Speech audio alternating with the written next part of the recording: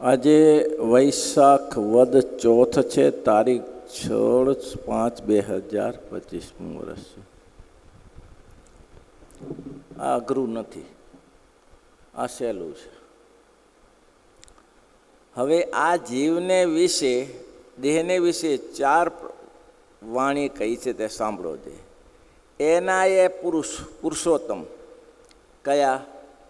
જેને બ્રહ્મનાદ કર્યો હતો. એ ઉપર જેને બ્રહ્મનાદ કર્યો હતો એ તો આપણે સમજી ગયા ને, સમજાયું હતું. આમ તો અઘરું તો નહોતું, પછી આપણે કઈ ભાષા ના સમજાય, પણ આ વસ્તુ સમજી લેવી જરૂરી છે. કઈ? તે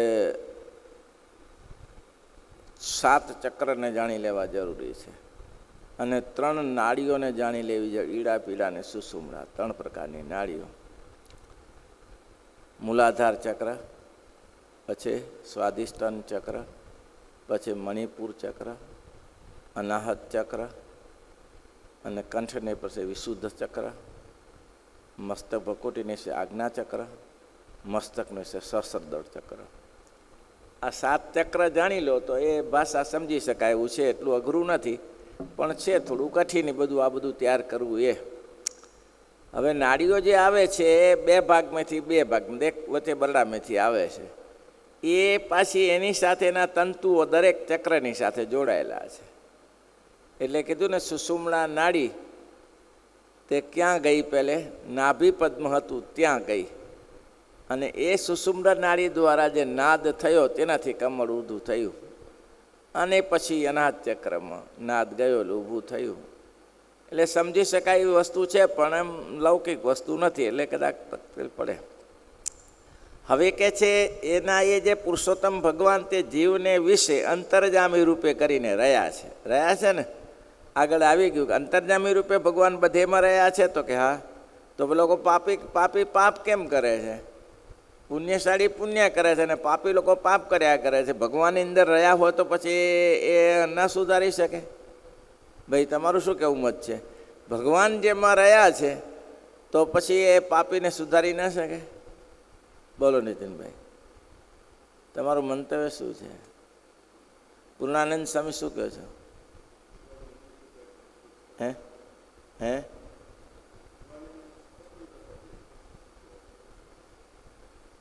ભગવાન ના, એ પ્રશ્ન નથી, પણ ભગવાન એને કર્મ કરવા દે છે. ભગવાન સિવાય તો જીવ મચ્છરે પણ કેવી રીતે જીવી શકે? ગાય ભેંસે પણ કેવી રીતે? એની અંદર પણ પરમાત્મા છે, નથી એમ નથી. પછી ત્યાર તમે સમજી લેવાનું. જે ભગવાનના ભક્તને વિશે એવા રૂપમાં છે, અંતર્જામી જ રૂપે જ છે. લાંબા કાષ્ટમાં લાંબો અગ્નિ, નાના કાષ્ટમાં નાનો અગ્નિ. અગ્નિ તો છે ને છે.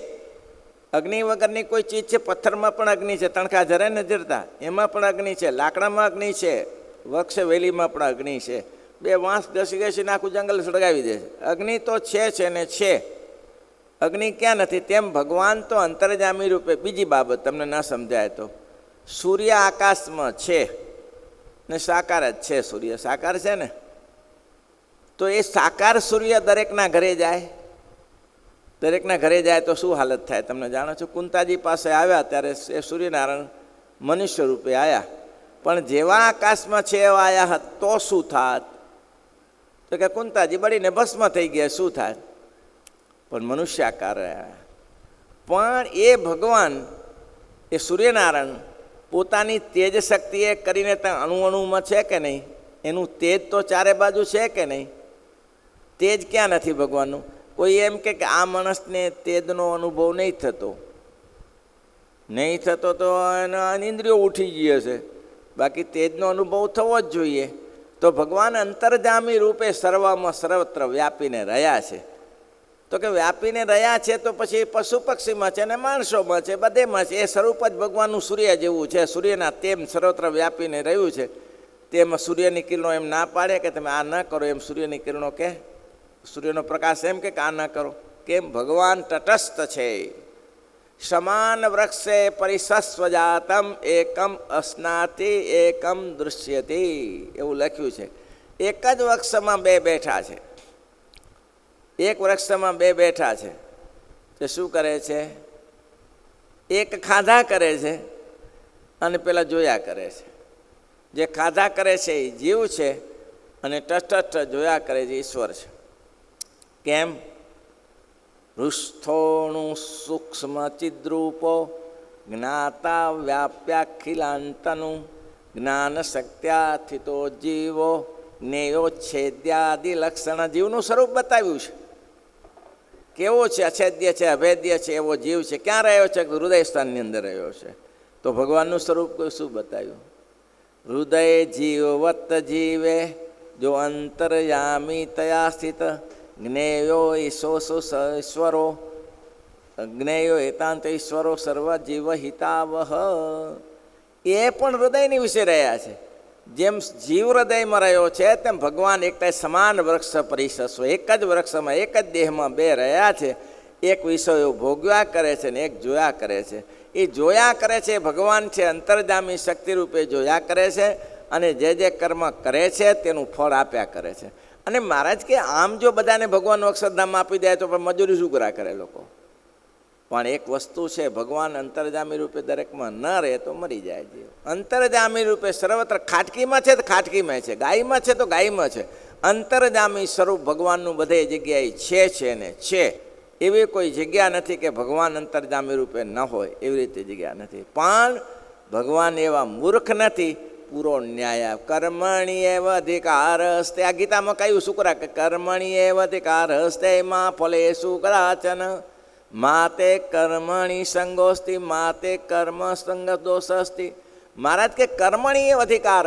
જીવ પ્રાણી માત્ર જેવું કર્મ કરે છે તેને તેવા ફળની પ્રાપ્તિ ભગવાન કરાવે છે. તો કે એ કેવી રીતે? તો કે એક કાલાવછિન્ન. ભગવાનની તાકાત એવી છે કે આ બધા જીવોની વિશે અંતર્જામી શક્તિ કરીને રહ્યા છે. તો એકનું એક પછી ગણતરી કરે, બીજાની ગણતરી કરે. ના, એક કાલાવછિન્ન લાખો માણસોની એક જ સમયમાં ગણતરી, કર્મની ગણતરી કરી લે છે. એવી સમર્થિ છે. જેમ કે બ્રહ્માનંદ શતાવધિ હતા તો 100 માણસો પ્રશ્નનો એવો પ્રશ્ન આપે કે 100ના પ્રશ્ન એકમાં હલ થઈ જાય. શતાવધિ કહેવાય. 100 માણસોનો પ્રશ્ન હોય, 100 જણાએ પ્રશ્ન પૂછ્યો, એક યારે બોલી નાખે. 100 જણા મારો આ પ્રશ્ન કરીને બોલી નાખે. અને બ્રહ્માનંદ સ્વામી બોલી નાખ્યા પછી શતાવધિ હતા એ રાહ ન જુએ, 100ના પ્રશ્ન એક જ પ્રશ્નમાં આપી દે. એને શતાબ્દી કહેવાય. તો એક જગતના જીવ ભગવાનના એક સંત છે એ આટલી કાર્યશક્તિ કરી શકે છે, તો ઈશ્વરની કાર્યશક્તિમાં શું પૂછવું? એ તો એક કાલાવધિને જાણે છે. એવું છે. અંતર્જામી રૂપ કરીને રહ્યા છે. અને એ જીવની જે 3 અવસ્થા તેને વિશે સ્વતંત્ર થકા અનુસૂત એવા જે ભગવાન તે જ જીવના કલ્યાણને અર્થે પુરુષોની સે અવતાર ધારણ કરે છે. બોલો, મસ્ત ચેપ્ટર છે. સ્વતંત્ર થકા છે. કેવી રીતે? અનુસૂત રહ્યા છે. કઈ અવસ્થામાં? ક્યાંમાં રહ્યા? ક્યાં રહ્યા છે? 3 અવસ્થા એટલે જાગ્રતમાં પણ રહ્યા છે, સ્વપ્નમાં પણ રહ્યા છે, સુષુપ્તિમાં રહ્યા છે. ભગવાન 3 જગ્યાએ પણ પોતે સ્વતંત્ર છે. એનાથી બંધાઈ ન જાય, એનાથી કોઈ બંધાઈ ન જાય. જગતમાં મોટામાં મોટી બલા આ છે કે પેલાની સાથે કર્મ કરતા કરતો પોતે બંધાઈ જાય. પોતે કર્મ કરતો કરતો પોતે બંધાઈ જાય. એવું છે. એક વેપારી હતો, તે આ માર્કેટ યાર્ડમાં કામ કરે. વેપારી પેલા ઘઉં લાયા. કેટલા મણ ઘઉં થાય? તો 500 મણ થયા. હા, વેપારી ખરો ને, નફો કેટલો આવે? 500 મણ ઘઉં. 500 મણ ઘઉં અલ્યા અમારે અહીંયા કને બોરીએ 2 રૂપિયા મળે છે અને 500 મણ ઘઉં ખેડૂતના થયા. સુખી હતો, ખેતર રાખી લીધું. હવે ભાઈ આ ના પહોંચાય. એ ખેડૂતનું કામ છે, તારું વેપારનું કામ છે. ખેડૂતનું કામ છે, તારું ક્યાં કામ છે? ખેતર રાખ્યું 50 વીઘાનું અને બીજી સાલે ઘઉં આવ્યા. હવે એ વાણિયાને ખબર પડે કે ઘઉં કેમ પકાવાય એમ. તે ઘઉંમાં ગરું આવી ગયો અને નુકસાન મોટું પડી ગયું. તે કપડાં પહેરવાના ઠેકાણા ના રહ્યા. પછી પાછો પીઠી જઈને બેઠો અને કોઈ ગંદા કપડાવાળો આવે ને એને કે ખેડૂત છો, ઘઉં વાવો છો? કપડાં પોતાના ગંદા થઈ જાય ને બીજાને પૂછે કે તમે આ ગંદા કપડાં પહેરે છે, ઘઉં વાવો છો? શું થયું ઘઉં વાવો?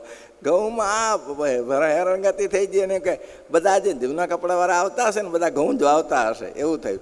એટલે જેનો જેવો ધંધો છે એ કરી શકે, બાકી જેનું બીજાનું કામ નથી એનું. એટલે ભગવાન એમાં એટલે કહેવાનું કે પેલો બંધાઈ ગયો. પહેલે એને લાલચ લાગી શેમાં કે એના ધંધો કરીને તો ઘઉં જ વાવીએ તો કેટલા પૈસા મળી જાય.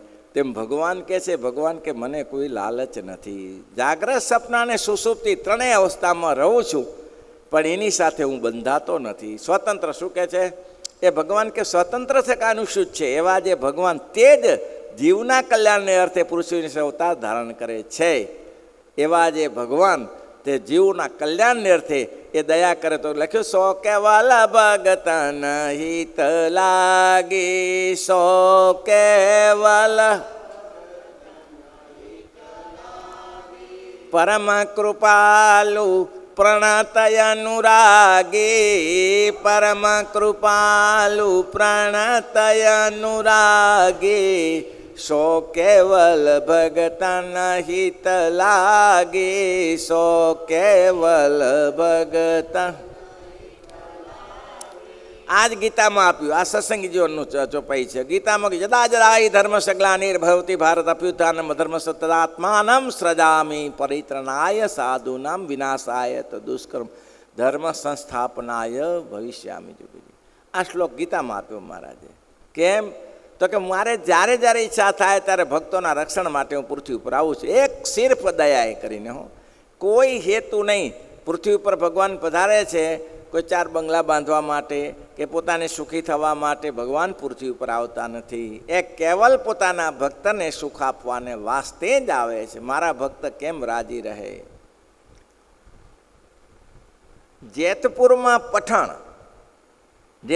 પઠાણ ને આમ શાંતિ થઈ ગઈ. જેતપુરના માર્ગે, જેતપુર કરિયાણા ગામમાં તો આમ શાંતિ થઈ ગઈ રસ્તામાં. એને બહુ ઉદ્વેગ રહ્યા કરતો હતો. અને આ એરિયામાં આવીને શાંતિ થઈ ગઈ. એને કોઈએ કીધું કે જ્યારે મોટા પુરુષ મળે ને ત્યારે શાંતિ થાય. એટલે બધાને પૂછતો ફરે કે અહીંયા કોઈ મોટા પુરુષ છે, અહીંયા કોઈ મોટા પુરુષ છે. એમાં વારી સચ્ચિદાનંદજી મળ્યા કે મોટા પુરુષની ચો વાત કરે છે, એ તો ખજીનો છે. એમ તો કે હા. તો ગામમાં ગયો કે જ્યાં ગામમાં મહારાજ મળશે ત્યાં ગયો તો પૂછ્યું કે ભાઈ અહીંયા કોઈ મોટા પુરુષ છે? ભગવાન સ્વામિનારાયણ પાસે આવ્યા ને એની ઈચ્છા હતી ને ભગવાન એને સમાધિ કરાવી દીધી. આને અક્ષરધામમાં ગયો, રાડું પાડે, બારે આવીને રાડું પાડે. ઓહો ઓહો ઓહો. મહારાજ કે જપ જપ. અરે મહારાજ પછી બોલ્યો કે તમે આવું તમારું અક્ષરધામ તેજાસમાન, ત્યાં સુખ સિવાય બીજું કાંઈ છે નહીં. એને છોડીને આ દોજખ જમીનમાં હું કરો આવો છો? આ દોજખ, આ પાપમય પૃથ્વી ઉપર શું કરો આવો છો તમારા તખતને છોડીને? ત્યારે ભગવાને કહ્યું કે સો કેવલ ભક્તને હિત લાગી. પોતાના ભક્તને સુખ આપવાને માટે જ આવે છે. ત્યારે જીવ જે તે ભગવાનના સ્વરૂપનું જે પ્રતિપાદન કરે તથા તે ભગવાનના જે ધામ ગુણોના ઐશ્વર્યનું પ્રતિપાદન કરે. સાંભળો, ભગવાનના ચરિત્ર ગાઈએ, હે મહારાજની મૂર્તિનું વર્ણન કરીએ, સખી ગોકુળ ગામના ચોકમાં વાલા રમઝમ કરતા કીર્તનો ગાઈએ. મારે ઘરે આવ્યા રે સુંદર વર સાંભળ્યો, મારે ઘરે આવ્યા રે સુંદર વર સાંભળ્યો. હરખ ભરી હું તો હરીને નિરખું, હરખ ભરી હું પીયું પિતમ પાતળિયો, પીયું પિતમ પાતળિયો. મારે ઘરે આવ્યા રે સુંદર યો આશ્ચર્ય વાત સે જડીએ આવ્યા, આશ્ચર્ય વાત સે. આ બોલા પોતાનો પડ્યો, બોલા પોતાનો પડ્યો. મારે ઘરે આ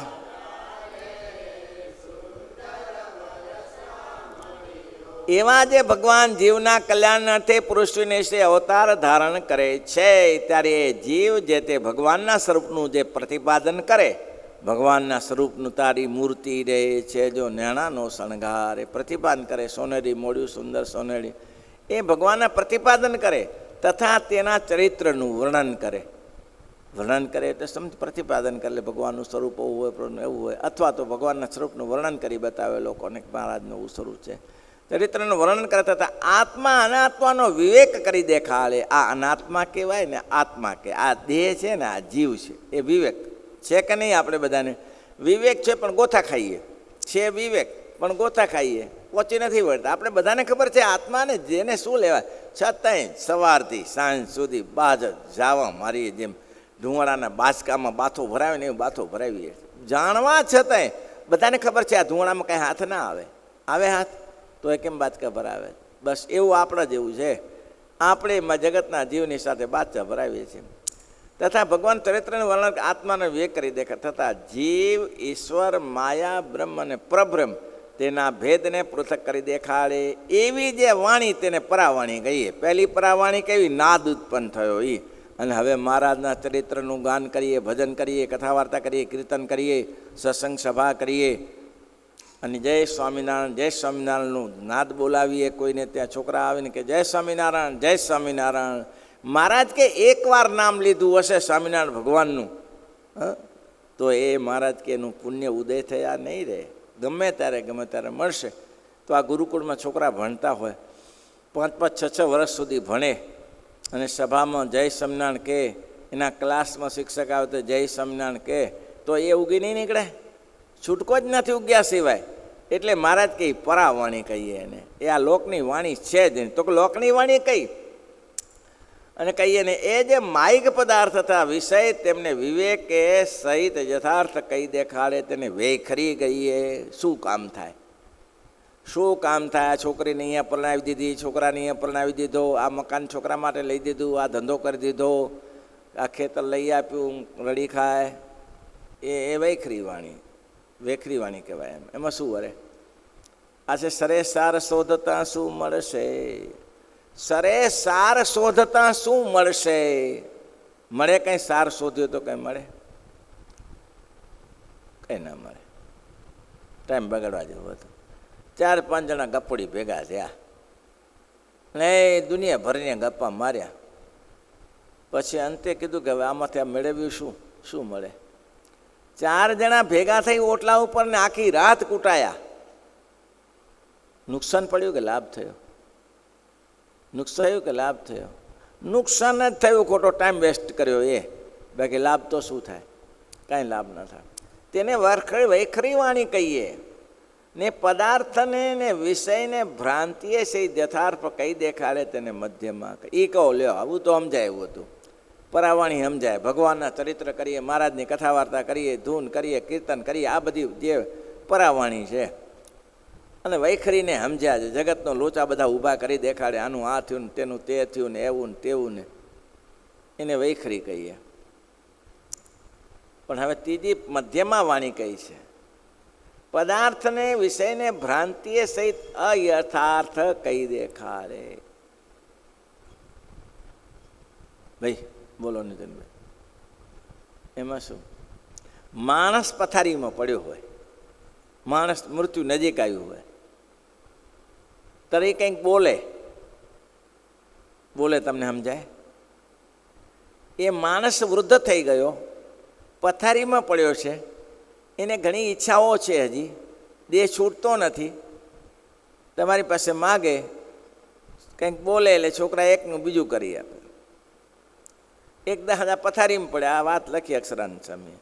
પથારીમાં પડ્યા તે દાદાને તલસાંકડી ખાવાની ઈચ્છા છે. પહેલાં આદત હોય ને, તલસાંકડી. પથારીમાં પડ્યા તલસાંકડી. છોકરા સમજી ગયા. એ ત્યાં રહેતા હતા. છોકરા બીજા બધા બેઠા હતા. છેલ્લે કે આ શું માગે છે? એને વાસના છૂટતી નથી.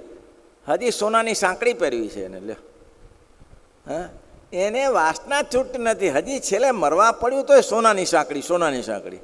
બોલો કે તલ સાંકડી નાખે સોનાની સાંકડી. આવું છે ને ત્યારે સમજાતું. લોકો નથી સમજાતું તો પડ્યો ભેગો સમજે છે. તે આવી જે વાણી, તેને કઈ કેવી? મધ્યમાં કેવી? આવી વાણી કંઈ સ્પષ્ટ સમજાય નહીં. પણ કંઈક સમજાય તો ખરું, પણ સ્પષ્ટ ન સમજાય. ખ્યાલ આવ્યો? કાંઈક કહે છે એટલે તો તમને ખબર પડે, પણ સ્પષ્ટ ન સમજાય એને મધ્યમાં કહીએ. છેલ્લી પશ્યંતી, એ શું આવે? અંધધંધપણું. સ્પષ્ટ જ લખ્યું, અંધધંધપણું. મરવા પડે શું થાય છે? હું કરે, કંઈ સમજાય ખરું? એને અંધધંધપણું કહેવાય. એને કંઈ બોલવું છે પણ બોલી શકતો નથી. હવે એને છેલ્લે મરવા પડ્યો છે ને, બોલવું પડે, બોલવાની ઈચ્છા છે કાંઈ, પણ બોલી શકતો નથી. એટલે હું કરીને પતી જાય. એટલે છોકરા કે કાંઈ ખબર નહીં હોય શું બોલે છે. આવું છે તારે. એટલે આ બધું આપણે મળવાનું. હો ભાઈ, ચિંતા નહીં કરવાની, આપણે લાભ મળશે આવું બધો. માત્ર અત્યારે જે વાણી છે, પરાવાણીનો ઉપયોગ કરી લો, બાકી તો આવું છે. મહારાજ કે અયોધ્યામાં એક રામગલોલાનું અયોધ્યામાં એક શિવજીનું મંદિર હતું. ત્યાં મેં વચનામૃતમાં શબ્દ વાપર્યો છે. ત્યાં અમે જ્યારે નજીક મહારાજની મંદિરની, આપણે જે અત્યારે છે ને અયોધ્યામાં જે મંદિર છે એની પાછળ જ છે, આમ થોડું ફરીને જવું પડે. એ હનુમાન ત્યાં મંદિર છે શિવજીનું. ત્યાં જઈએ ત્યારે અમે તો આરામ કરવા જતા ત્યાં સવારમાં. એટલે ત્યાં જઈને બેસીએ ત્યાં એક ભાઈ કાયસ્થ આવે અને ગાલ બજાવે શિવજીને રાજી કરવા માટે. પછી માગે શું? હે મહારાજ, હે ભોલેનાથ, હે દયાળુ, હે કૃપા સિંધુ, મારા ઉપર દયા કરજો. આ મનુષ્ય જન્મમાં તાંબા ખાઈ ખાઈને મરી ગયા, પણ સ્ત્રીનું સુખ સારી રીતે ભોગવી શક્યા નથી. હવે લંબકરણનો જન્મ આપજે, એટલે મર્યાદા મૂકીને સ્ત્રીનું સુખ ભોગવી શકીએ. લ્યો, તો મહારાજ શું કહે? મહારાજ કહે, લે આ મૂર્ખા, માગ્યા વગર મળે. આ તો માગવું પડે, આને માગવું પડે. એ કે તારા ચરિત્ર જેવા છે તો માગ્યા વગર મળશે, ચિંતા ન કરા, માગવાની કોઈ જરૂર નથી. એટલે કે છે પરાપશ્યંતીને વૈખરી, ઉપરનો પરાપશ્યંતીને વૈખરી. આમાં પહેલી પરા, પછી હા પશ્યંતી છેલ્લે આવે. આમાં તો આમાં એવું ના આવે. પહેલી પરાવણી આવે, પછી બીજી વૈખરી આવે. પહેલામાં પરાપશ્યંતીને વૈખરી હતું, વૈખરી છેલ્લે આવતી હતી. પણ આમાં પહેલી પરાવાણી. કેમ? ભગવાનના ચરિત્ર ગાવા છે એટલે પરાવાણી આવે. પરાવાણી પછી વેખરી વાણી આવે. વેખરી વાણી એટલે જગત બધી જે ગાણા ગાઓ એ બધા વેખરી વાણી છે. મારા પપ્પાને, મારા ભાઈને, મારા કાકાને, મારા માસાને, મેં આના માટે આટલું કર્યું ને, મેં આના માટે આટલું કર્યું ને, એને મારા માટે કંઈ ન કર્યું ને, આ બધી વૈખરી વાણી છે. તારે વિચારી લેવું જોઈએ તારે શું કર્યું શું ના કર્યું. એને હવે ગાણા ગાવાથી શું થાય કે પાર્ટનરશિપમાં હતા ને મારો બધો લૂંટી ગયો ને કંઈ ધ્યાન ન રાખ્યું ને, અમે તો બધા કામમાં રહ્યા ને, તો તમે પાર્ટનરશિપ કરી તો તમે ભેગા રહેવા જોઈએ ને. એ બધી વૈખરી વાણી છે. અને મહારાજ કે મધ્યમાં એ કહે છે કે કંઈક અષ્ટપષ્ટ, કંઈક સમજાય નહીં. બોલે તો છે કંઈક, પણ સમજાય જેવું જોઈએ તેવું સમજાતું નથી, અડધું પૂરતું સમજાય. એને મારે કે મધ્યમાં કહીએ. અને પશ્યંતી તો એને કહીએ અંધધંધ, કાંઈ સમજાય નહીં. દાદા શું બોલ્યા કંઈ ખબર ન પડે. બોલ્યો પેલું દાદા પથારીમાં પડેલા ને એક વાછરનું સાવણી ખાતું હતું. તે દાદા કે શું